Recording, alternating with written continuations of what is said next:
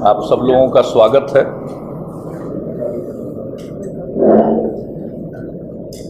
आज फिर प्रधानमंत्री जी ने कुछ ऐसी बातें कही हैं कि उसके बारे में जानकारी देना बहुत ज़रूरी हो गया, वरना मेरे मन में बात थी नहीं। सारी बात की जा चुकी है, कही जा चुकी है। उनके पैकेज के सच को भी उजागर किया जा चुका है बहुत ही स्पष्टता के साथ। आज जो प्रधानमंत्री जी का भाषण हो रहा था उसको हमने देखा तो ऐसा लगा कि आज वो कुछ विचलित और उद्विग्न दिख रहे थे, जिसको कहिए कि रैटल्ड थे वो। एक तो पैकेज के बारे में कोई सफाई वो नहीं दे पा रहे थे, जो पहले की चीज़ें, और ख़ास करके हमने एक एक प्रोजेक्ट के, परियोजना के लागत के आधार पर और कब मंजूर किया गया, कब ये योजना स्वीकृत हुई थी, इन सब चीज़ों का हमने उल्लेख करके उसका खुलासा किया है। तो उसका कोई खंडन वगैरह आज वो दे नहीं पाए। 87% पुरानी चीज़ों को फिर से रीपैकेजिंग करके, और जो ऑन गोइंग प्रोजेक्ट्स है 40,000 करोड़, तो आज यही कर रहे थे कि 1,25,000 करोड़ में खुलेआम 40,000 करोड़ जोड़कर 1,65,000 का उल्लेख बार बार कर रहे थे। और उन्होंने यह भी कहा कि हम दिल्ली के खजाने से पैसा दे रहे हैं, और जबकि आपके सामने हम बता चुके हैं कि इसमें राज्य का क्या योगदान होगा, निजी क्षेत्र का क्या योगदान होगा, केंद्र सरकार इसमें क्या खर्च करेगी सचमुच बजट से। इन चीज़ों को हमने एक्सप्लेन कर दिया है। अब जो उनकी बिजली की परियोजना है, दीनदयाल उपाध्याय ग्राम ज्योति योजना, तो उसमें 40% राज्य सरकार का अंशदान, तो उसको भी उन्होंने बता दिया कि केंद्र के खजाने से देंगे। तो अच्छा होगा कि 40% रुपया भी, 40% हिस्सा भी वो दे दें। जो बोले हैं उस वचन को निभाए। जो 40% बिहार में दीनदयाल उपाध्याय योजना में देना है, ग्राम ज्योति योजना, वो भी दे दें, क्योंकि कह दिया केंद्र सरकार को, केंद्र के खजाने से देंगे। और दूसरा, उनको ये भी कर देना चाहिए कि जो अल्ट्रा मेगा पावर प्रोजेक्ट में जो निजी सेक्टर लगाएगा, उसमें भी उन्होंने कह दिया कि सरकारी खजाने से देंगे। तो काहे का प्राइवेट सेक्टर का इंतजार कर रहे हैं? अल्ट्रा मेगा पावर प्रोजेक्ट के लिए प्राइवेट सेक्टर का इंतजार करना नहीं चाहिए, क्योंकि उसमें जो भी पैसा आएगा वो निजी क्षेत्र का पैसा आएगा, जो भी लगाएगा। तो खैर, आज उन चीज़ों की सफाई नहीं, उन्होंने हमारा जो निश्चय है, मेरा जो एक रिजॉल्व है कि बिहार की जनता फिर काम करने का मौका देगी, तो अगले 5 साल में हम क्या करेंगे, और उसके लिए हमने 7 सूत्री कार्यक्रम को मिशन मोड में लागू करने का कि अपने निश्चय का उल्लेख हमने किया। और एक दिन इसके लिए अलग से ही हमने आप सब लोगों से पूरी बातचीत की है, और उसके बारे में जो उसका 2 पेज का जो ये कार्यक्रम का लेख है विस्तृत तौर पर, उसको मैंने आप सब लोगों को वितरित भी किया है। और जब हम अपने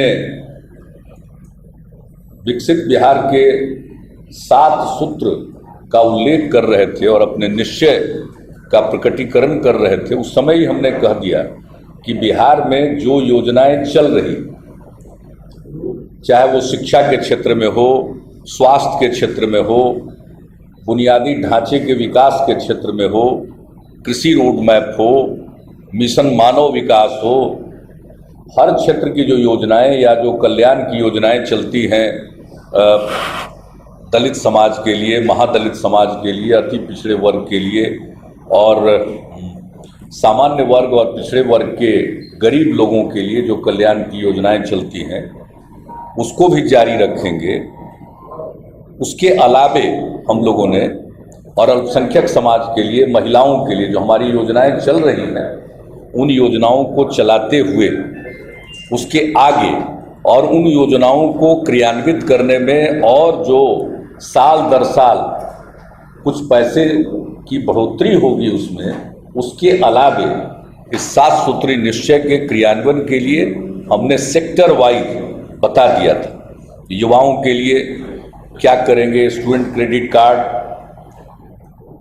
जिला मुख्यालय में पंजीकरण एवं रोजगार परामर्श केंद्र, बेरोजगार युवाओं को स्वयं सहायता भत्ता जो 20 वर्ष से 25 वर्ष की उम्र के हैं, उद्यमिता विकास के लिए और स्टार्टअप कैपिटल के लिए 500 करोड़ रुपए का वेंचर कैपिटल फंड जो स्वरोजगार करना चाहते हैं, और साथ में इंक्यूबेशन सेंटर भी सभी विश्वविद्यालयों एवं कॉलेजों में वाईफाई की सुविधा, और इन सबों पर कुल मिलाकर कोई 49,800 करोड़ रुपए की लागत आएगी, इसकी संभावना है।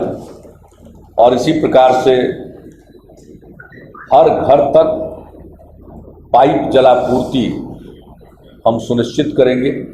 अभी 4% ही पाइप जलापूर्ति से आच्छादित है बिहार का।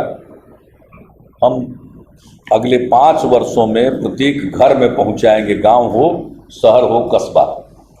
और इसमें 1,79,00,000 ग्रामीण क्षेत्र में और शहरी क्षेत्र में आज के आकलन के हिसाब से 16 लाख परिवार जो अनाच्छादित है वे आच्छादित होंगे। और इसमें 47,700 करोड़ रुपए का व्यय आएगा।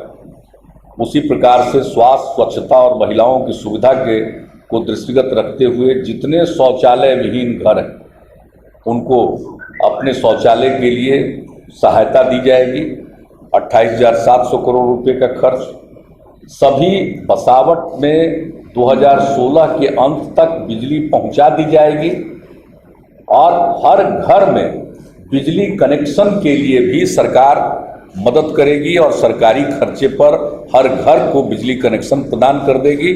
किसी भी व्यक्ति को अपने घर में बिजली कनेक्शन के लिए पैसा जमा नहीं करना पड़ेगा, सरकार ही वो काम उनके लिए करा देगी। यह हमने कहा था इसमें।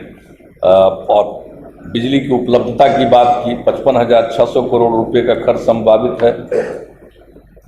प्रधानमंत्री ग्राम सड़क योजना के क्रियान्वयन के बाद हमने PMGSY के अलावे हमारे जितने बसावट हैं सबको पक्की सड़क से जोड़ेंगे और गांव हो या शहर, हर में गली और नाली, पक्का गली और नाली का निर्माण कराएं ताकि कोई भी व्यक्ति अपने घर तक पहुंच सके।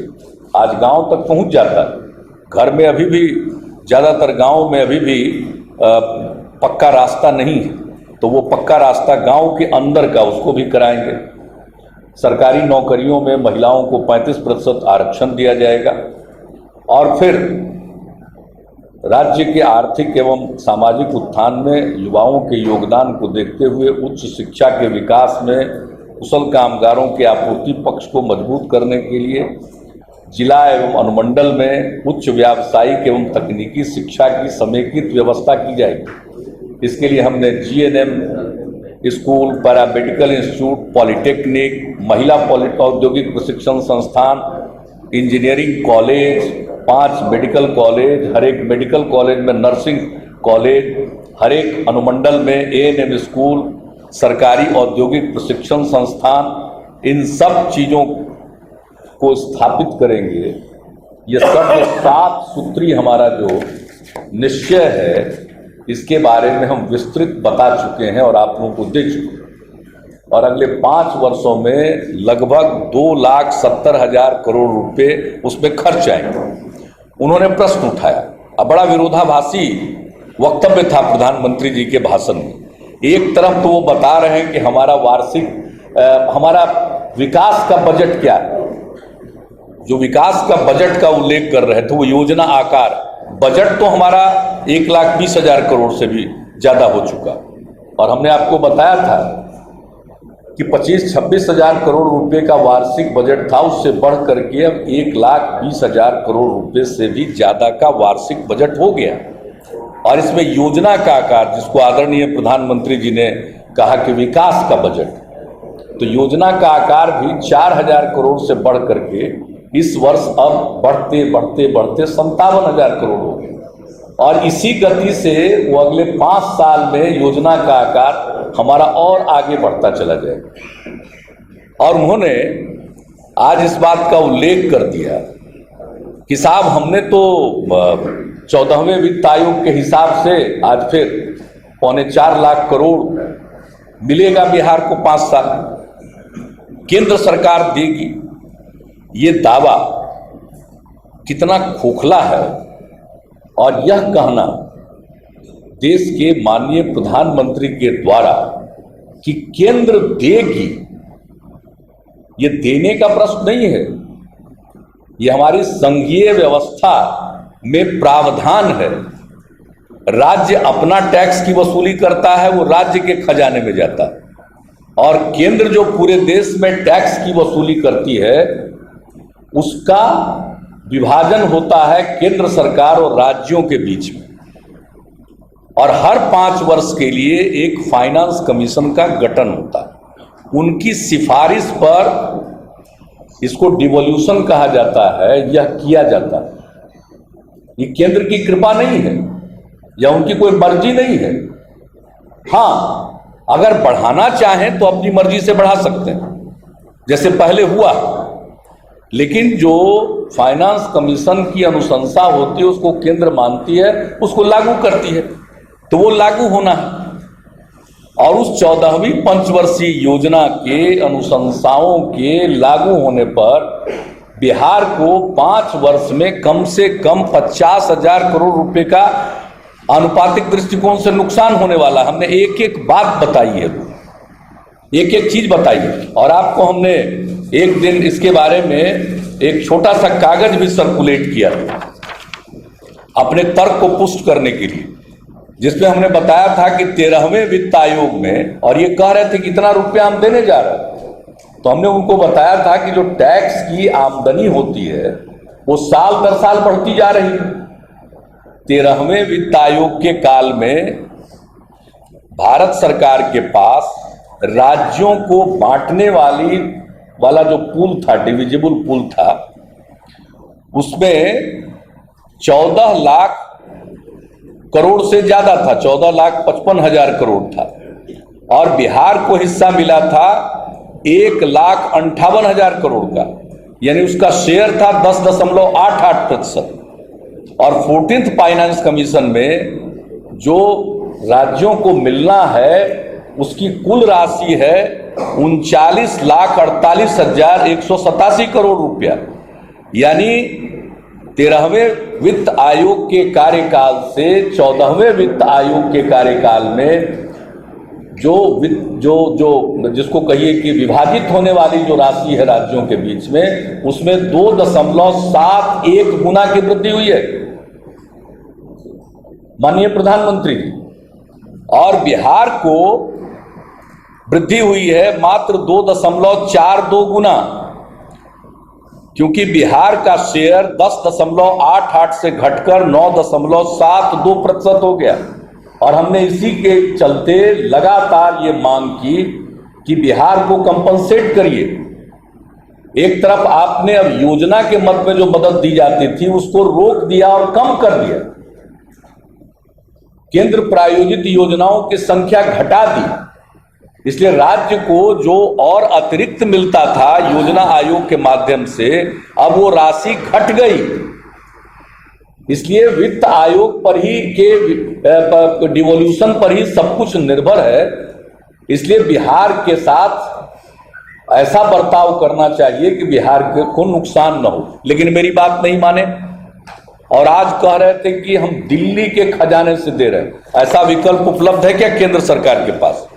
मैं पूछना चाहता हूं, यह विकल्प उपलब्ध है क्या केंद्र सरकार के पास कि 14वें वित्त आयोग की सिफारिश के बाद वो किसी राज्य को जो मिलने वाली राशि है उसको रोक सकते हैं? अगर उनकी कृपा होती, वो देते तो रोक भी सकते थे, देने वाला नहीं भी दे सकता था। लेकिन यह विकल्प उपलब्ध है क्या केंद्र सरकार के पास? अपने इस संवैधानिक व्यवस्था में क्या केंद्र के पास यह ऑप्शन उपलब्ध है? यह संवैधानिक व्यवस्था संघीय ढांचे में, तो वो पैसा तो बिहार का है। और दूसरी बात मैं बताना चाहता हूं, माननीय प्रधानमंत्री जी एक राज्य के मुख्यमंत्री भी रहे 12 वर्षों तक, और जो दिल्ली में सभी मुख्यमंत्रियों की बैठक होती रही है उसमें वे भी भाग लेते रहे, हम भी भाग लेते रहे। और हम लोग क्या कहते रहे केंद्र को? केंद्र को कहते क्या रहे हैं अब तक? और आप ठीक उसके पलट जो केंद्र सरकार को देना ही है, केंद्र सरकार की ये ड्यूटी है, ये जो संघीय ढांचा इसके अंतर्गत, तो वैसी परिस्थिति में इस बात का उल्लेख करना कि 5 साल में 4.25 लाख करोड़ हम देंगे, और उसी में उन्होंने जोड़ लिया कि 2,70,000 करोड़ रुपया तो इनका ये हो गया, अब बचा 1,08,000 करोड़, वो कहां जाएगा हिसाब पूछ रहे हैं। वो चारा बन जाएगा क्या? भाई आप देश के प्रधानमंत्री हैं, ऐसी हल्की बात अगर मुल्क के प्रधानमंत्री के द्वारा कही जाएगी तो मुल्क का क्या होगा? आज हमको लग रहा है कि सेंसेक्स जिस ढंग से नीचे जा रहा है और जो भारत की रेटिंग हो गई है, जीडीपी डाउन जा रहा है हर सेक्टर में, इंडस्ट्रियल सेक्टर में, एग्रीकल्चर सेक्टर में, हर एक सेक्टर में जो नीचे गया है, और कल जो रिपोर्ट आई है उसके चलते आज जो सेंसेक्स एकदम लुढ़क रहा है, हमको लगता है कि परेशान जरूर, वरना भला बताइए देश के प्रधानमंत्री ये बात बोलेंगे? देश के प्रधानमंत्री इस बात की चर्चा करेंगे? जो पैसा है फाइनेंस कमीशन के अनुशंसा से मिलने वाला, वो राज्य का इंटरनल रिसोर्स कहलाता है आदरणीय प्रधानमंत्री जी। और आप भी मीटिंगों में बोलते रहे, हम भी मीटिंगों में बोलते रहे। अब आप देश के प्रधानमंत्री, आपकी जिम्मेवारी बदल गई है, आपके कंधे पर पूरे देश का भार है। कोई भी बात को ठीक पर्सपेक्टिव में रखना चाहिए। इस पर्सपेक्टिव में रखेंगे तो सामने आपकी समर्थक जनता क्या सोचती है वो मायने नहीं रखता, देश भर के लोग क्या सोचेंगे, आज क्या फील कर रहे होंगे। फाइनेंस कमीशन को और एक चैनल ने तो हम देख रहे थे, क्षमा कीजिएगा, कह दिया सौगात, कि सौगात दे दिया। बताइए मेरा जो अधिकार है, नहीं देने का भी ऑप्शन है क्या? ये पैसा हमारा है, इंटरनल रिसोर्स है।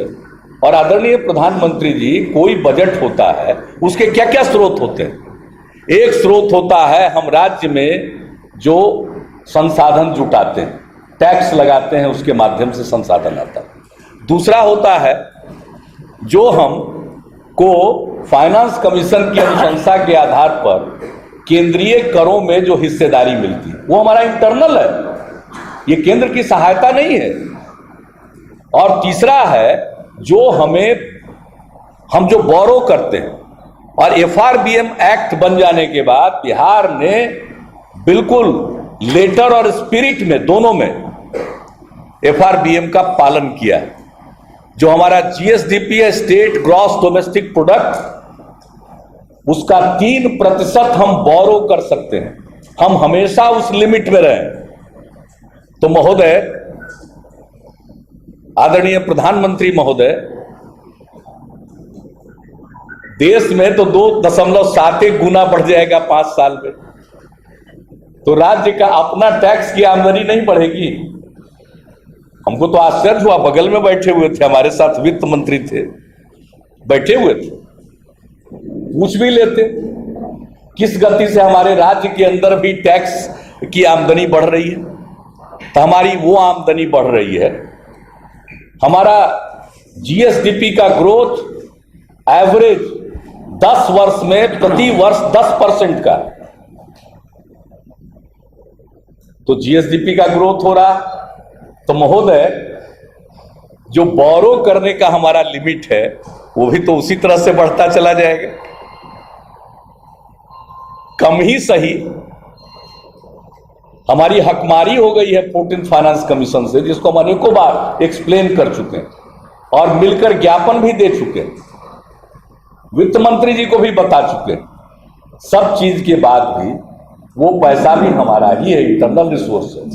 ये तीनों इंटरनल रिसोर्स कहलाते हैं। और इसके अलावे आप जो केंद्र सरकार की योजनाएं चलाते हैं, सेंट्रली स्पॉन्सर्ड स्कीम, उसमें जो राज्य अपना हिस्सा लगाता है, लेकिन केंद्र सरकार की जो हिस्सेदारी का पैसा है वो सब मिला करके बजट तैयार होता है। तो हमारी आमदनी घट नहीं रही है, हमारी आमदनी बढ़ रही है, हमारा जीडीपी बढ़ रहा है, हमारी बोरो करने की शक्ति ज्यादा बढ़ती चल, क्षमता। और जो हमारे इंटरनल रिसोर्सेज हैं, जिसमें राज्य के अंदर के टैक्स की वसूली और केंद्रीय करों में राज्य की हिस्सेदारी, यह सब मिलाकर यही रिसोर्सेज होता है। अपना रिसोर्सेज, बोरोइंग और सेंट्रल असिस्टेंस। अब सेंट्रल असिस्टेंस तो आप धीरे धीरे खत्म ही करते जा रहे हैं। तो ये सब मिलाकर के पैसा की उपलब्धता होती है। और चिंता न करें प्रधानमंत्री जी, हमने उस दिन भी कहा था कि 2,70,000 करोड़ का जो मेरा निश्चय है, इसमें राज्य को जो प्रबंध करना पड़ेगा विभिन्न योजनाओं में, इसके लिए हम नहीं पैसा मांगने जाएंगे आपसे अलग से। देश भर में जो लगाते होंगे, अब तो हम उस दिन बता दिए थे कि डिजिटल इंडिया जब आपका कार्यक्रम है, तो डिजिटल बिहार पर कौन सी कृपा है? यानी बिहार जब देश का अंग है, तो जब डिजिटल इंडिया कार्यक्रम चला रहे हैं, तो नेचुरली बिहार में भी चलेगा कि पैकेज कैसे? तो किसी चीज को एक्सप्लेन तो उन्होंने किया नहीं, उल्टे हम लोगों पर कहा। बड़ा ही कॉन्ट्राडिक्टरी बात। एक तरफ तो हमारे प्लान साइज को बता करके, जिसको उन्होंने विकास का बजट कहा, उसको बताते हुए कि साहब इनको इतना ही पैसा होगा अगले 5 वर्ष में। प्रधानमंत्री जी चिंता मत करिए, हम लोगों का अपना जो आकलन है और बिहार को चला रहे हैं। और चिंता मत करिए, बिहार की जनता आपके आज के भाषण को सुनने के बाद तो अब और ज्यादा कंसोलिडेट करके देगी, क्योंकि आपने और क्या क्या बातें कह दी। भूकंप की बात कही, हम भूकंप के दिन दिल्ली में थे, तो भूकंप के बारे में पहले से मालूम रहता तो दिल्ली नहीं जाते। आपको मालूम था क्या कि आज भूकंप आएगा? हम किसी काम से दिल्ली गए थे, लेकिन जैसे ही भूकंप आया उसके 20 मिनट के बाद आपका फोन आया, तो मैंने बता दिया कि मैं तो दिल्ली में हूं और सब जगह से खबर ले रहा हूं। और उसके बाद जो पहला फ्लाइट था उससे हम पटना चले आए। मुझको बताना पड़ेगा डिजास्टर मैनेजमेंट के बारे में किसी को। यहां की जनता को मालूम नहीं है कि डिजास्टर मैनेजमेंट में हमारा क्या ट्रैक रिकॉर्ड है। 2007 में जब पूरे बिहार के 22 जिलों में बाढ़ आई और अब तक का सबसे ज्यादा अफेक्टेड लोग थे, 2.5 करोड़ लोग अफेक्टेड थे, और किस तरह से रिलीफ का काम चला था लोगों को याद नहीं है। लोगों ने तो हमको क्विंटलिया बाबा तक कह दिया था। और 2008 में जब कोसी की ट्रेजेडी आई, तो कोसी की ट्रेजेडी का मुकाबला करने के लिए हम लोगों ने जो काम किया, याद भूल जाते हैं लोग।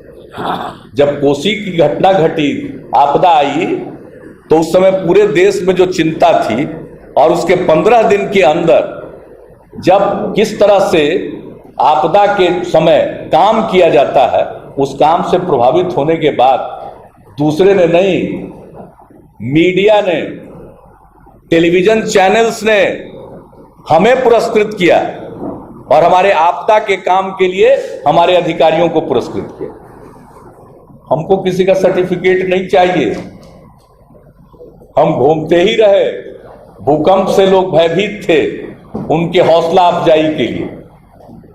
और एक दिन नहीं प्रधानमंत्री जी, 25 अप्रैल को आया, जिस दिन दिल्ली में थे, हम आ गए आफ्टरनून में। 26 को फिर आया, फिर 12 मई को भी आ गया। हम एक एक चीज पर नजर रखते हैं। जरा पता कर लीजिए, आपके मंत्री आए थे, ये जो रक्सौल में जो सेंटर खुलवाया था, हमारे साथ बैठे हुए बगल में, इनको विशेष तौर पर नेपाल के लिए जो काम किया जा रहा था उसके लिए प्रभारी बनाया। और किस कदर यहां से काम हुआ, हम लोग बोलने नहीं जाते हैं, लोग खुद बोलते हैं। हम लोगों के काम पर आए थे आपके कुछ मंत्री लोग घूमने फिरने, और जब लोगों के बीच में गए, चाहे वो साइक्लोन आया हो या उसके बाद भूकंप आया हो, कितने समय के बाद लोगों को राहत मिल गया। इसलिए मुझे किसी का सर्टिफिकेट नहीं चाहिए। एक तथाकथित कोसी के समय बता रहे हैं कि फिर बड़ा भारी चीज आता, हम इनको कहेंगे एक्सप्लेन कर दें। उस समय मैं नहीं था मुख्यमंत्री, लेकिन हमने इनसे पूछा था कि हुआ क्या। वो उतनी बड़ी बात नहीं थी जितनी बड़ी बात वो 2-2 बार प्रोजेक्ट कर चुके हैं, तो बताएंगे, क्योंकि उस समय के मुख्यमंत्री तो उन्हीं के पीछे पीछे घूम रहे हैं, लेकिन उस समय के जल संसाधन मंत्री मेरे बगल में, तो ये बता देंगे आपको। तो उन चीजों पर नहीं आप इस तरह की बात करना। वो तो ऐसे बोल रहे थे कि मैं दिल्ली में था, मानो भूकंप के बारे में हम लोगों को मालूम था कि अभी भूकंप आने वाला। आप दिल्ली में थे, देश के बाहर नहीं थे, देश की राजधानी में थे। और हर राज्य के मुख्यमंत्री को दिल्ली जाना पड़ता, लेकिन वो इस अंदाज में बोल रहे थे। भाई ये सब चीजें शोभा नहीं देती है। यही नहीं, और आज इसके अलावा आज हेल्थ सेक्टर को टच किए, क्या कहा जाए साहब। हेल्थ सेक्टर पर बात कर रहे हैं, कम्युनिटी हेल्थ सेंटर की बात कर रहे हैं। प्रधानमंत्री जी, ये 101 का फिगर कहां से लाए कि उस समय था, अभी घट गया है। पता नहीं, वही जानते होंगे फिगर कहां से उन्होंने जनरेट किया है। लेकिन उनको हम बता दें कि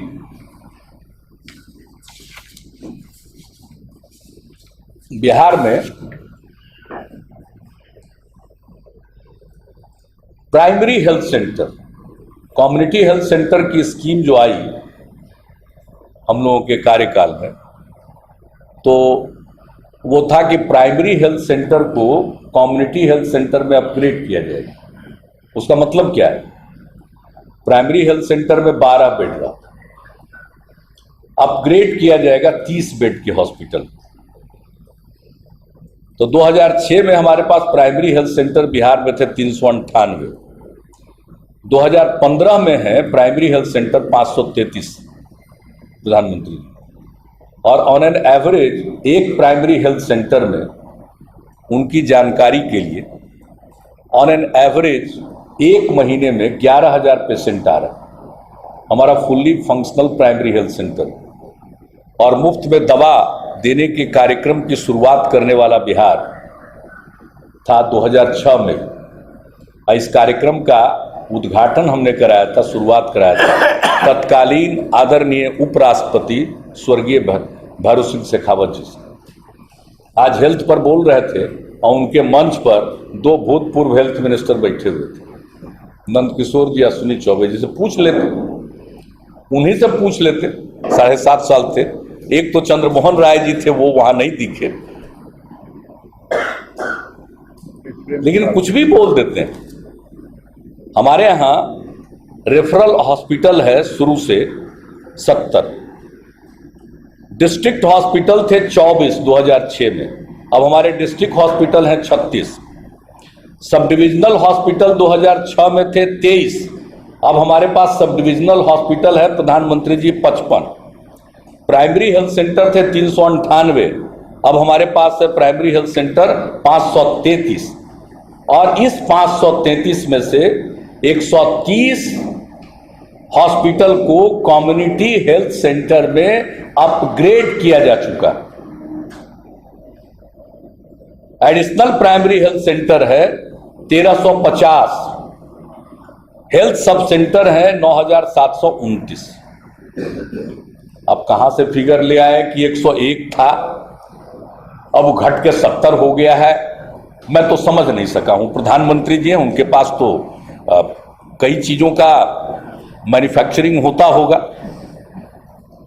मैन्युफैक्चरर स्टेट से आए हैं, हो सकता है कि डेटा भी मैन्युफैक्चर होता हो, हमको नहीं पता है। लेकिन जो डेटा है पब्लिश डेटा है, और सब एनुअल रिपोर्ट में ये सब डेटा दिए जाते हैं। अब एक बात और उन्होंने कहा कि साहब हिसाब दो, क्या किया है। भाई प्रधानमंत्री जी, बिहार की जनता ने जब से हमको काम सौंपा है तब से हम प्रत्येक साल रिपोर्ट कार्ड पेश करते हैं, हर साल। और इस साल पूरे अपने दोनों कार्यकाल का मिलाकर समेकित रिपोर्ट कार्ड भी प्रस्तुत कर दिया।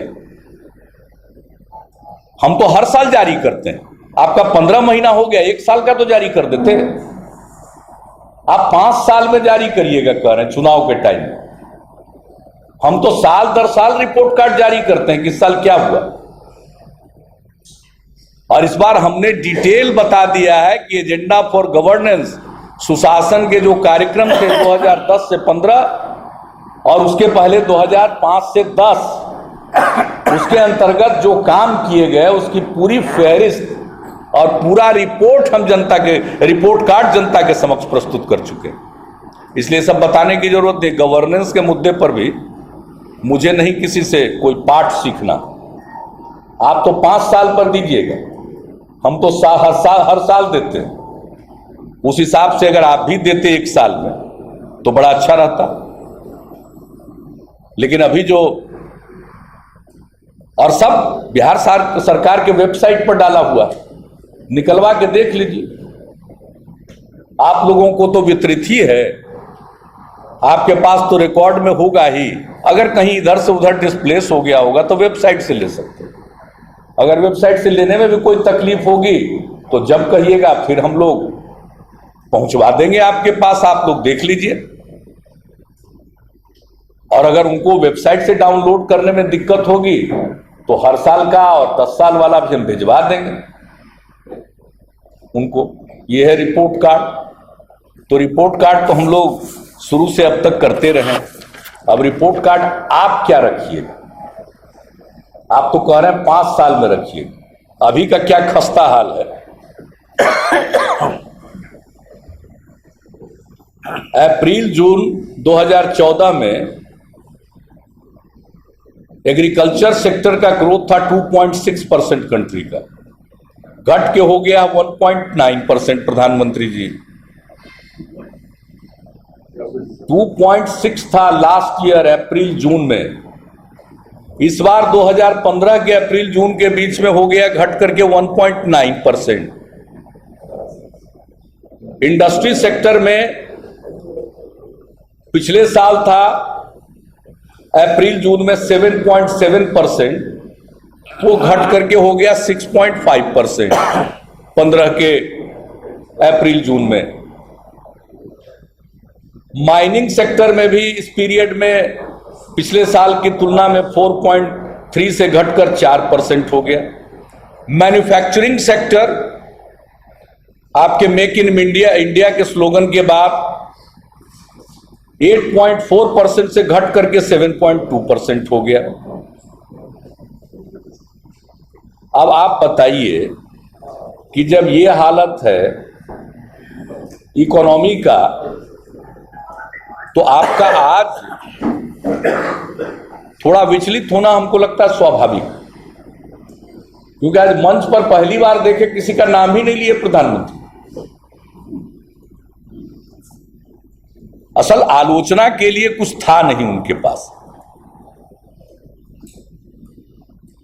पिच बढ़ा देने से बात में दम नहीं आता। मुझको तो पिच बढ़ाने आता नहीं है अपनी बात का। मैं तो सहज ढंग से जो वस्तु स्थिति है उसको रख देता हूं। तो आज जो आपके नेतृत्व में इकोनॉमी का स्लो डाउन हुआ है, उसका परिणाम है कि सेंसेक्स लुढ़कता जा रहा है। तो लुढ़क रहा है सेंसेक्स, कहीं उसकी परेशानी तो नहीं थी जो सब गुस्सा हम पर निकाल रहे थे। इसलिए चिंता मत करिए, बिहार प्रगति के पथ पर है और प्रगति के पथ पर अग्रसर रहेगा। देना है तो ये थोड़ा बहुत जो टैक्स का जो बोल रहे थे आज कितना दिन लगा, अरे वो 21 जिला वही है जो राष्ट्रीय सम विकास योजना के फेज 1 में जो डिस्ट्रिक्ट बैकवर्ड घोषित थे वही हैं, उतने ही जिले हैं। उससे काम नहीं चलेगा बिहार का। डेप्रिसिएशन अलाउंस देने से और थोड़ा बहुत ये जो प्लांट एंड मशीनरी है और उस सिलसिले में कुछ टैक्स में थोड़ा बहुत छूट देने से 20% तो पहले से ही है, उससे नहीं काम चलेगा। बिहार को विशेष राज्य का दर्जा चाहिए और कंप्लीट टैक्स हॉलिडे अगर नहीं होगा विशेष राज्य के दर्जा की तरह, तब तक बिहार में बड़े पैमाने पर पूंजी का निवेश नहीं हो पाएगा, जिसको आप लोग बोलते हैं बिग टिकट इन्वेस्टमेंट, वो नहीं हो पाएगा। इसलिए देना हो तो विशेष राज्य का दर्जा दीजिए, हम भी धन्यवाद देंगे। ये खुदरा यहाँ का चीज वहां जोड़ के, वहां का चीज यहाँ जोड़ के और तरह तरह का अरिथमेटिक बता करके, अरे भाई ये आर्यभट्ट का बिहार, यहाँ इस तरह का अरिथमेटिक मत पेश किया करिए। यहाँ का बच्चा अक्षर ज्ञान के साथ साथ पहाड़ा भी सीखता है। यहाँ के रोम रोम में लोगों के मन में गणित है,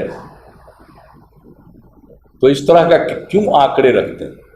और ऐसा अरिथमेटिक आज आप रख रहे थे, पहले तो आपको शक हो रहा था कि पैसा कहां से आएगा, फिर आपको लगा कि अरे 4.25 लाख करोड़ फाइनेंस कमीशन वाला है, उसको दावा करो कि हम दे रहे हैं, तो 270 खर्चा करिएगा, 1.8 का क्या होगा? अरे वाह भाई, ये हमारा और स्कीम नहीं है क्या? एग्रीकल्चर रोड मैप का पैसा, आपको पैसा नहीं चाहिए? मिशन मानव विकास के लिए पैसा नहीं चाहिए? बिहार में 18% था रूटीन इम्यूनाइजेशन, आज बढ़कर 78% हो गया। हेल्थ सेक्टर में काम नहीं हुआ है। Infant mortality rate, maternal mortality rate सब में हुआ, और हम लोगों के प्रयत्नों से फर्टिलिटी रेट में भी कमी आ रही है। 4.3 से शुरू किया, 3.45 के बीच में पहुंच गया। तो इन सब बातों की चर्चा कितनी करें, लेकिन इतना जरूर है कि आज तो मैं सुनकर आश्चर्यचकित था कि भाई देश के प्रधानमंत्री के स्तर से इस तरह की बातें की जाए। भाई होगा क्या देश का? मैं तो समझ नहीं पा रहा हूं। इस सबके लिए चिंता का विषय, कहने के लिए कोऑपरेटिव फेडरलिज्म है और सारी बात कह रहे हैं कि हम देते हैं। अब बताइए ना, डिजास्टर मैनेजमेंट में भी वो बोल रहे थे, और क्या बोल रहे थे? मैंने कुछ नहीं, दूसरा चीज, मैंने ये किया, मैंने वो किया, मैंने यहां फोन किया, मैंने वहां फोन किया। तो आप तो फोन से निश्चिंत हो रहे थे, हम लोग को काम करना पड़ रहा था। हम कभी गांधी मैदान दौड़ रहे थे, कभी राजधानी वाटिका में दौड़ रहे थे, कभी कंकड़बाग में लोहिया पार्क दौड़ रहे थे। और आज तो अद्भुत हो गया भाई, भाषा का भी हमको लग रहा कोई ना कोई कारण से प्रधानमंत्री जी आज उद्विग्न थे। आज हम देख रहे थे शब्दों का चयन भी हम लोगों को उन्होंने कह दिया। लोहिया जी के, राम मनोहर लोहिया बार बार बोल रहे थे, उनको सब लोग आदर से लोहिया जी बोलते हैं, डॉक्टर लोहिया बोलते हैं, और कह रहे थे उनके चेले चपाटे। तो हम लोग तो है, ये है लोहिया जी के चेले चपाटे, जेपी के चेले चपाटे, हम लोगों को कोई दिक्कत नहीं। लेकिन आप सबको चेले चपाटे बोले जा रहे थे। आप किनके चेले चपाटे? भाई शब्द का भी तो चयन करना चाहिए। अब बाकी लोग कहेंगे कि हम लोग ऐसा बोल दिए, वैसा बोल दिए, अब वो क्या बोले सुनते ही नहीं। भाई हम लोग किसी भी कीमत पर इस तरह के शब्द का प्रयोग नहीं करते। अधिक से अधिक हम यही कहते हैं कि भाई हिटलर का प्रचार मंत्री था गोएबल्स, जिसका सिद्धांत था कि एक झूठ को 100 बार दोहराओ तो सच का रूप धारण कर लेता है। तो आप सब लोग गोएबल्स के अनुयायी हैं। हमने कभी नहीं कहा कि आप गोएबल्स के चेले हैं, उनके चपाटे हैं या चेले चपाटे। हम बोलते हैं कि गोएबल्स के अनुयायी हैं, अनुयायी, क्योंकि उन्हीं के सिद्धांत पर चलते हैं। रोज बोल रहे हैं बिजली मिली, कोई कुछ बोल ही नहीं रहा, कोई रिस्पॉन्स नहीं मिलता है क्राउड से। मुजफ्फरपुर से लेकर के वो टहल गए भागलपुर तक, अरे बिजली लोगों को मिल रही है, और हमने आप लोगों को भी सुना दिया है बिजली के मामले में। हमने 15 अगस्त 2012 को क्या कहा था? बिजली की स्थिति में सुधार लाएंगे, और अगर सुधार नहीं ला पाएंगे तो 2015 में वोट मांगने नहीं जाएंगे। और बिजली की स्थिति में सुधार ला दिया, सबको दिखाई पड़ रहा। ये फिगर हम लोग पहले दे चुके हैं। फिर आज उन्होंने बाध्य किया है कि उस फिगर को हम फिर बता दें। कितना बिजली थी 2005 में? 70 यूनिट पर हेड। 2012 में 130-40 के पास पहुंचा। अब कितना है? अब 203 यूनिट है। तो सुधार नहीं है, तो गिरावट है। सेंसेक्स जैसा गिरावट नहीं है, ये तो बढ़ोतरी है। विलेज इलेक्ट्रिफिकेशन का बता दिया, पहले बार भी बताए थे। 14,065 था, बढ़ के 36,132 हो गया इलेक्ट्रीफाइड विलेज। 2005 में 700 मेगावाट की आपूर्ति बिहार में हो रही थी, अब 3,112 मेगावाट हो रहा। तो सुधार नहीं है तो किसको कहते हैं सुधार? और सुधार तो हम इतना लाए कि फायदा आप ही को कर गया। हजारों गांव में बिजली पहुंच गई, लोग टेलीविजन देखने लगे। आपका जो धुआंधार प्रचार था 2014 वाला, बच्चा सब देख देख के कहने लगा मम्मी मम्मी अब की बार मोदी सरकार। बिजली हम पहुंचाए, फायदा आप लेके गए। इतना भी तो एहसानमंद होना चाहिए कि अगर हम बिजली नहीं पहुंचाए रहते तो आपका ये प्रचार गांव तक पहुंचता कहां से, और लोग झांसे में कहां से आते? अब तो बिजली पर कम से कम बोलना बंद कर दीजिए। 2016 तक हर बसावट में, 2016 के अंत तक हर बसावट तक बिजली पहुंचा देने के लक्ष्य पर हम लोग काम कर रहे हैं। और उसके बाद सब घर को अपना पैसा से कनेक्शन नहीं लेना पड़ेगा, हम ही लोग उनको कनेक्शन दे देंगे। हाँ, बाद में बिजली का बिल तो जरूर दे लो, क्योंकि बिजली खपत करेंगे तो बिजली का बिल देना तो धर्म है, लेकिन कनेक्शन तक दे दें। तो ये सब काम हम लोग कर रहे हैं। और मुझे इस बात की आज एक ही चीज की प्रसन्नता हुई कि कम से कम समझ में आ गया लोगों को कि ये जो हमारा 7 सूत्री मिशन है वो कितना असरदार है। और एक तरह से जब विरोधियों का सैंक्शन मिल गया तब तो ये प्रोग्राम बड़ा जबरदस्त है। युवाओं के उत्थान के लिए, महिलाओं के उत्थान के लिए, गांव के उत्थान के लिए, शहर के उत्थान के लिए ये बहुत जरूरी है। हर आदमी को शुद्ध पेयजल मिल जाए, पाइप वाटर, हर आदमी के घर में शौचालय हो जाए, हर घर तक गली का निर्माण हो जाए, पक्का नाली का निर्माण हो जाए, और इतने इंस्टीट्यूशंस का निर्माण हो जाए। आदमी हल्की सी चिंता कर रहे थे। अब बिहार में इंस्टीट्यूशन बिल्डिंग का काम हो रहा, बहुत सारी संस्थाएं बनी है और संस्थाएं बन रही और बनेंगी, और ये करके दिखाएंगे। 10 साल में वह हुआ है जो किसी ने सोचा नहीं था, और अगले 5 साल में जो होगा वह भी जो हम बोलते हैं उसको करते हैं। हम दूसरों की तरफ बोलते नहीं हैं कि हर गरीब को मुफ्त में 15 से 20 लाख रुपए यूं ही मिल जाएंगे, काला धन का पैसा बढ़ जाएगा। हर सरकारी कर्मचारी को भी 5 से 10% मिल जाएगा, 100 दिन में आ जाएगा। इस तरह की कोई बात हम लोग करते नहीं, आता कुछ नहीं।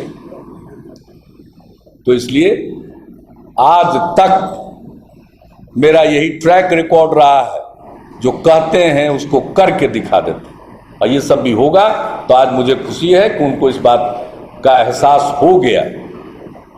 और बाकी बात विकास के लिए ही हम और अपने काम के आधार पर वोट मांग रहे हैं। हम अपने काम के आधार पर वोट मांग रहे हैं, ये उनको बता देना चाहते हैं। उन लोगों की तरह नहीं, जात का समीकरण नहीं बैठा रहे हैं। फलाना आदमी फलाना जात का वोट तोड़ लेगा। जरा देख लीजिए ना, प्रभारी से लेकर के एक एक आदमी क्या क्या सोच करके बहाल कर रहे हैं, तैनात कर रहे हैं। दिल्ली से कितना मंत्री आ रहे हैं रोज, कोई दिन खाली नहीं है। आज तो खुद ही है, लेकिन बाकी दिन भी। तो ये सब उनके जिसको कहते हैं परेशानी का द्योतक है। और गांधी मैदान में जो एकजुटता प्रदर्शित हुई और जिस प्रकार से लोगों में उत्साह था और जो संदेश लेकर लोग गए, इसको धूमिल कर पाना और इसका सामना कर पाना उतनी उनकी बिहार में क्षमता नहीं। लेकिन मेरी तो चिंता आज दूसरी थी कि देश का क्या होगा। इकोनॉमी का भट्टा बैठ रहा, प्रधानमंत्री जी परेशान हैं और जो संघीय ढांचा है उसके प्रतिकूल बात सब बोल रहे। तो मुझे ज्यादा कुछ नहीं कहना है। आप उसको क्या कहिएगा, ये डेस्परेशन की भाषा है, डेस्परेट हो। लगता है कि ये विकास विकास नहीं होगा। हम लोगों की तरफ से वही है, उनकी तरफ से जात है। ओबीसी प्राइम मिनिस्टर से लेकर के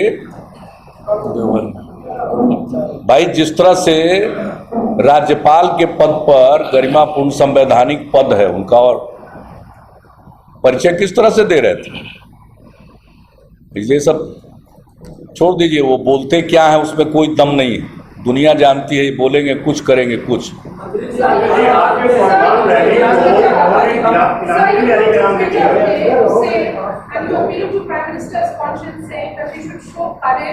and ensure that the tickets that are distributed by the BJP should not be given to criminals.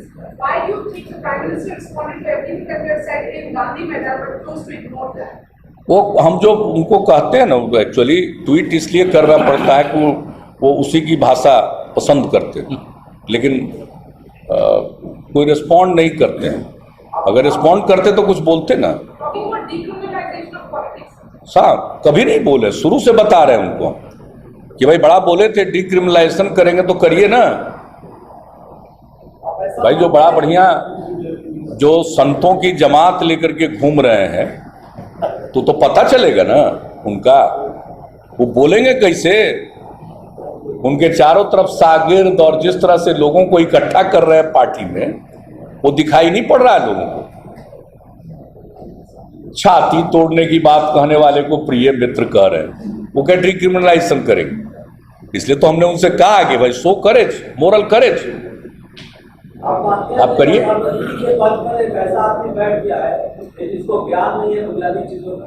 अभी तो आप न कहिए, ऐसी धृष्टता मैं नहीं करता हूं। मैं पूरे दुनिया में एक अपने आप को मात्र मानता हूं कि मुझे कुछ नहीं आता। मैं पूरी दुनिया के बाकी लोगों को मानता हूं कि सबको बहुत कुछ आता है, इसलिए हम दूसरे पर ये सब बात नहीं बोलते। रैली के दौरान आप लोग भी मोदी कर रहे थे, आप सुन रहे थे?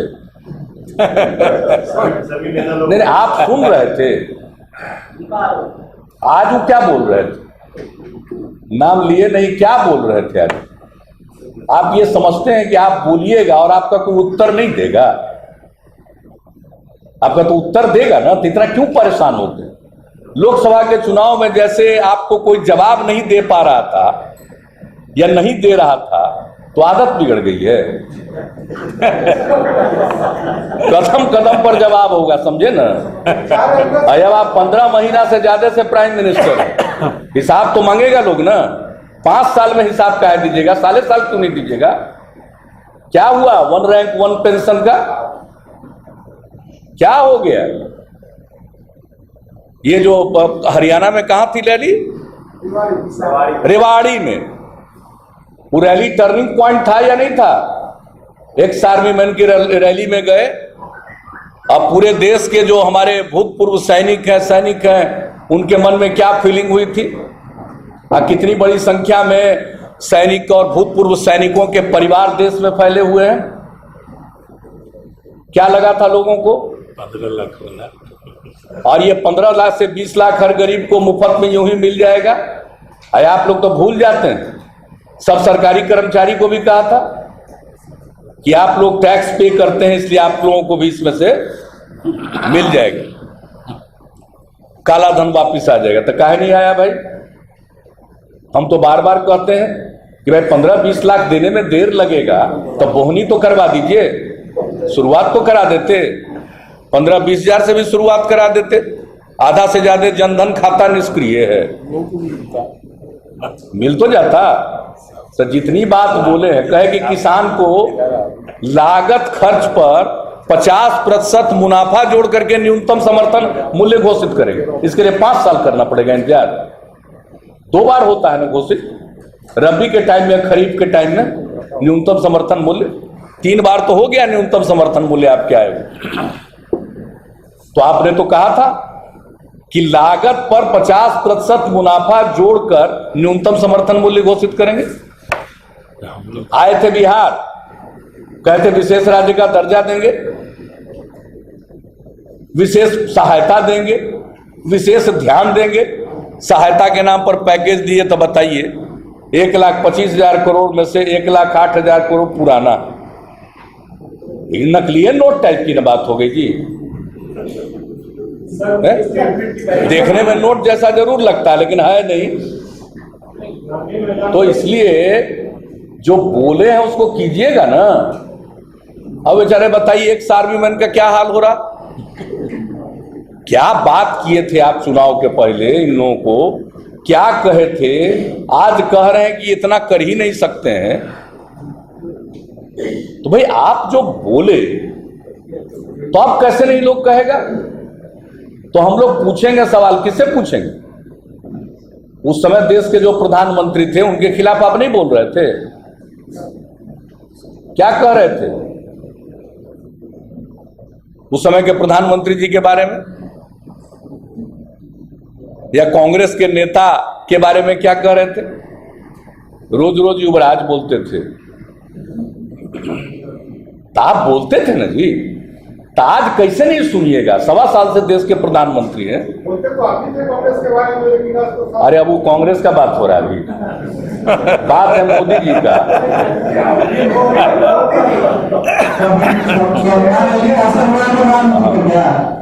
क्या आपने कहा तो आपको दिखाई नहीं पड़ रहा है,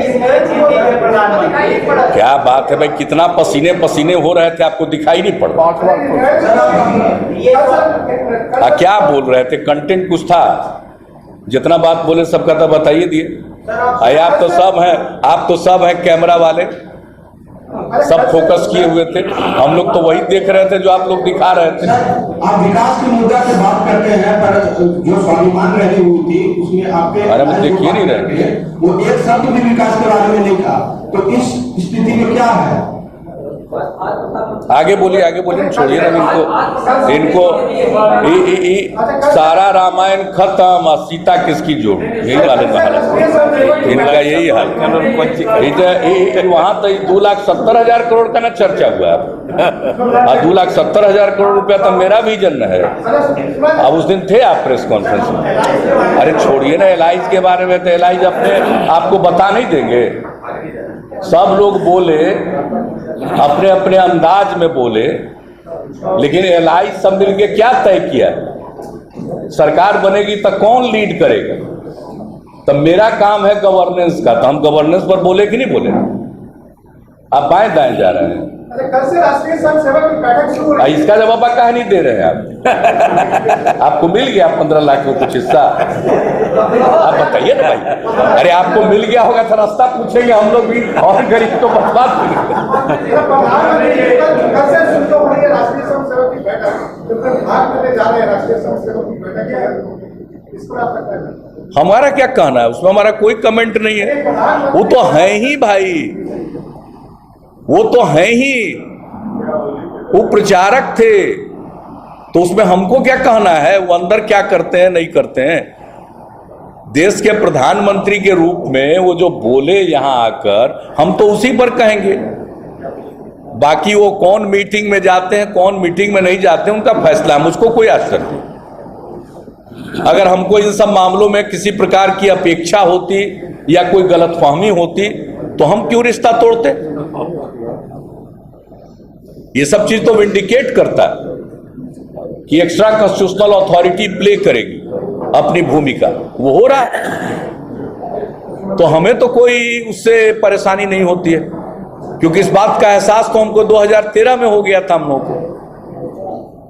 मंत्री जी, आपने कहा कि आपको चिंता हो रही है इस वक्त देश की, जिस तरीके से प्रधानमंत्री आंकड़ों को रख रहे हैं, जिस तरीके से वो बयानबाजी कर, आपको लगता है कि देश सुरक्षित हाथों में नहीं है? अब पहले की तुलना में बॉर्डर पर तो झंझट ज्यादा बढ़ ही गया है।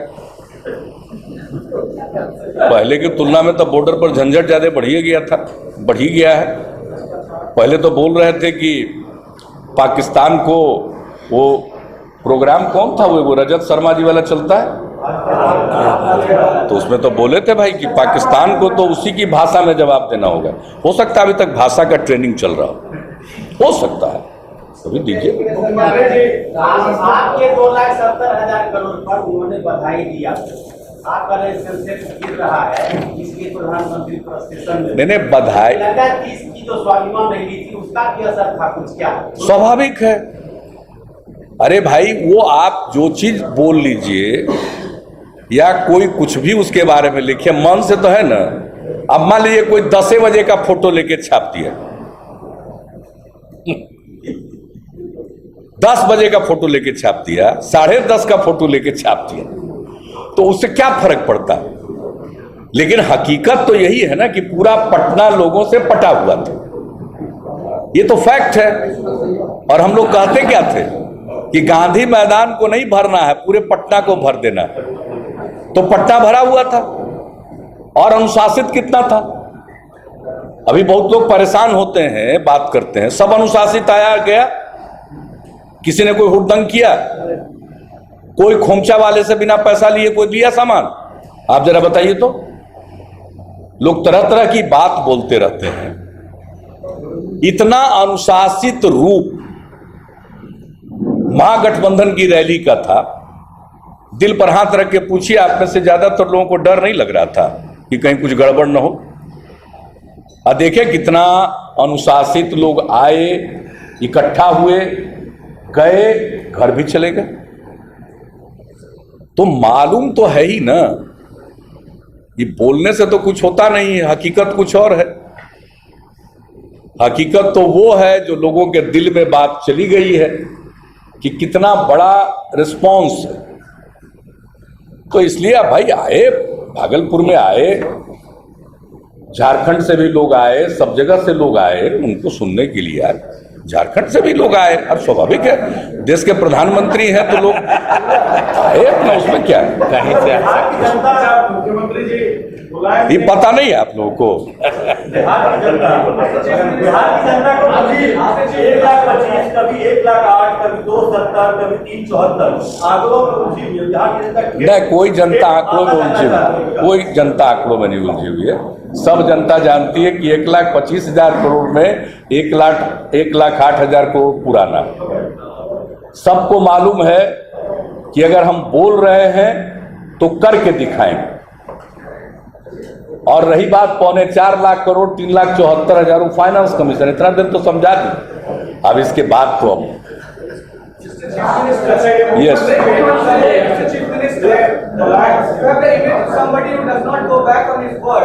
but when you first came to power, you had mentioned the Batai Direct Bill would be implemented. You have gone back on it. आप कौन सा चैप्टर ढूंढ रहे हैं, कहां से आए हैं आप? अरे no, just I want to know from where you have come. अरे हम सुन नहीं रहे हैं। अरे अभी हियरिंग एक्ट नहीं लगा, अरे अभी हियरिंग एक्ट नहीं लगा। नहीं, आपकी जानकारी के लिए अभी हियरिंग एक्ट नहीं लगा। हम करा, आपको मदद करने की जरूरत ही नहीं, हम तो सीधे कम्युनिकेट कर रहे हैं। अच्छा, यहाँ पर बैठे हुए लोग कोई मदद कर रहे हैं हमारी? नहीं, इसका मतलब आपको नहीं करना। नहीं, इन्होंने पूछा कि बताइए आप बोले कौन चैप्टर ढूंढ रहे हैं, ये तो जवाब नहीं। नहीं, आप अभी पूरी बात सुने, अभी आप पूरी बात सुने। इतना क्यों बेचैन है, इतना क्यों बेचैन है आप? जवाब ऐसे आप आर्गुमेंट कर रहे हैं, क्वेश्चन नहीं सुन रहे हैं। अगर आप, हम तो बोल ही रहे थे, आप बोलने दीजिएगा तब ना बोलेंगे। आप तो मन बना के बैठे हुए, तो हम क्या करेंगे? लेकिन नहीं, सुन लीजिए, आपने बटाईदारी की बात छेड़ी, यहां पर लैंड रिफॉर्म्स के क्षेत्र में हम लोगों ने जो मेजर उठाया है, बिहार का सर्वे और सेटलमेंट बहुत पुराना, नया कानून लाकर फ्रेश सर्वे सेटलमेंट हो रहा। यहां पर लैंड रिकॉर्ड्स अपडेट नहीं है, 3 पीढ़ी पहले के नाम से है। आप कुछ भी डिसाइड नहीं कर सकते हैं। आप लैंड रिकॉर्ड्स को कंप्यूटराइज भी कर दीजिएगा तो लैंड रिलेटेड जो प्रॉब्लम्स है वो समाप्त नहीं होते। लोकल लैंड डिस्प्यूट के सेटलमेंट के लिए भी कानून बनाया, लेकिन फंडामेंटल प्रॉब्लम यहां है कि जमीन आज भी 3 पीढ़ी पहले के नाम से, और आज उसके कितने टुकड़े हो गए। तो फ्रेश सर्वे सेटलमेंट के बिना आप कोई भी स्टेप नहीं उठा सकते हैं। तो हमने सर्वे और सेटलमेंट के लिए फ्रेश कानून बनाकर उस पर काम किया, और एरियल सर्वे का भी प्रावधान रखा। और उसमें जो हियरिंग होता है ना डिफरेंट स्टेज पर, कोई कंप्लेन आता है, किसी का कोई ग्रीवांसेज है, तो उसके लिए सुनवाई के लिए जो डिफरेंट लेवल पर था, एक तो लेयर घटा दिया, कितने लेयर पर सुनवाई होगी, फिर उसका टाइम फ्रेम घटाया। एरियल सर्वे का काम जो हम लोगों ने शुरू किया, उसके लिए यहां पर एरोप्लेन्स भी हैं, करने वाली एजेंसी भी है। तो ये मान करके हम लोगों ने कर दिया। अभी बाद में समस्या आई कि एक को भी सर्वे शुरू करने के पहले इतने तरह के परमिशंस की जरूरत पड़ती है कि उसमें थोड़ा डिलेट हुआ। अब वो हो गया और अब वो काम शुरू हो गया। इसलिए सर्वे सेटलमेंट तब जाकर सही मायने में पूरे बिहार के जमीन की स्थिति अद्यतन होगी, और तब जाकर कौन से मेजर्स उठाने हैं यह आप कर पाएंगे। आज कुछ भी करने जाएंगे आप उलझ कर रह जाएंगे, क्योंकि कोई भी रिकॉर्ड अपडेट नहीं। इसलिए हम बताएं, लैंड रिफॉर्म्स के लिए हम भी मानते हैं, और उसके बाद कंसोलिडेशन। आज जो हमारे लैंड का फ्रेगमेंटेशन हो रहा है, तो उससे ओवरऑल प्रोडक्शन पर भी असर पड़ रहा है, प्रोडक्टिविटी पर भी असर पड़ता है। और ये चीज हमारे एग्रीकल्चर रोड मैप का अंग है। एग्रीकल्चर रोड मैप में लैंड से लेकर एग्रीकल्चर मार्केटिंग तक है, इरिगेशन भी है, हर चीज है, तो उसी का अंग है। इसलिए ये बिल्कुल कैबिनेट के लेवल पर कमेटी बनाकर इसकी मॉनिटरिंग होती है, और हमने आपको ये बताया।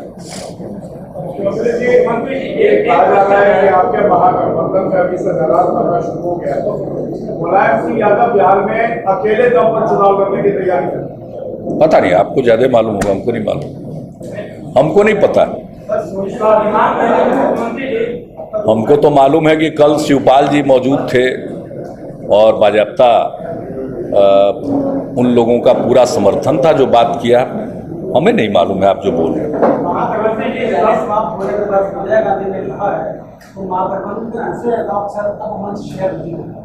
नहीं पता, नहीं पता, ये कांग्रेस वाले आपको बता दें। We are not aware. जिस तरह से भाषण हुआ, उस पर विरोधियों का ये आरोप है कि आज एक आध अखबार में कुछ इस तरह की खबर है, लेकिन कांग्रेस अध्यक्ष ने, अरे भैया खबर ही न है, तो ये बात तो आप अशोक चौधरी से पूछ लीजिए, आपको बता देंगे। हम क्या के लिए, यानी आज का जो प्रेस कॉन्फ्रेंस है किस काम के लिए है? हम यही ना है, कहीं जा थोड़ी रहे। लेकिन आपको चिंता करने की कोई जरूरत नहीं है। एकजुटता साफ तौर पर प्रकट हो गई। मीन मेख निकालने वाले को कोई नहीं रोक सकता है, फ्रीडम है। कभी यहां लिख दीजिए, पता चला कि कल सफाई मांगिए, तो अब एक्चुअली मनोरंजन के लिए ये सब काम, तो थोड़ा बहुत तो मनोरंजन आप लोग भी कराते हैं। अच्छा सर, एनडीए कल बैठक की आपके रैली के बाद, अभी तक कोई सीन क्लियर नहीं है, सभी नेता निकलते हैं बाहर से, सब कुछ वो तो उनका इंटरनल मैटर है, उसमें हमारा क्या कहना कुछ क्लियर नहीं है। आप लोग नहीं, हमारी न कोई दिलचस्पी है। रैली के बाद लोग घबरा गए हैं या फिर बात